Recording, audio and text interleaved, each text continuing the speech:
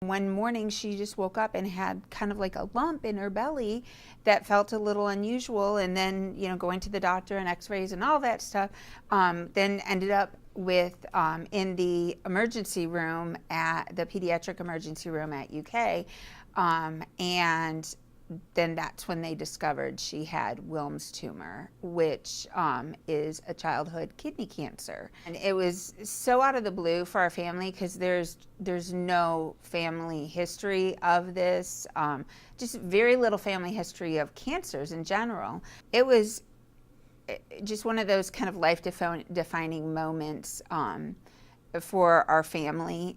I mean, immediately you think cancer, you think death, but that, I mean, that just was never even a thought with the doctors. They don't even, they can treat you. And one thing I remember me and my husband found so awesome was, I think it was even the very next day or 2 days after we had originally gone into the hospital, we sat with the doctor, and he must have spent 2-3 hours with us. He answered every single question, explained Wilms tumor in such full detail, and that for us made all the difference as far as how we approached her treatment. It took all that fear of the unknown away, and so we just you just do, and you just go through it, and you just do.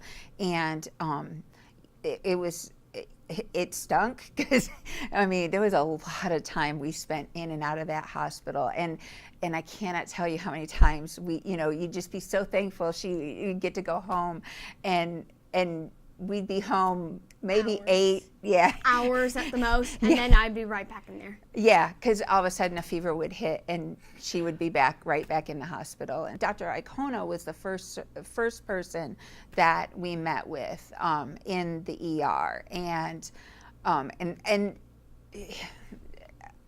you can't say enough good things about Dr. Iacono. Still my favorite surgeon to this day. Yeah, and because especially as parents, I remember him just sitting there, and he looked at us and he said, "Okay, you've done nothing wrong. She's here. We're going to get her better." Because of course, as a parent, you think, "Oh my gosh, all this. What have I missed?" But he just took that right off the table. We're gonna get her taken care of. As far as oncologists, Dr. Giles, the one we sat with for the 2-3 hours that one day, and he explained everything. I feel like Dr. DeRazio kind of ended up getting more involved with, because we saw him the most in her first course of treatment. Although you do, with the oncology clinic, you tend to know all the doctors and you see all of them and such.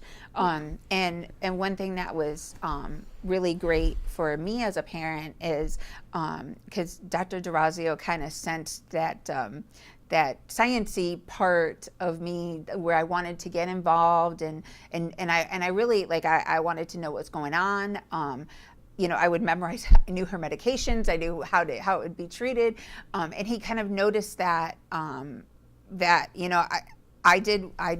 could handle the information.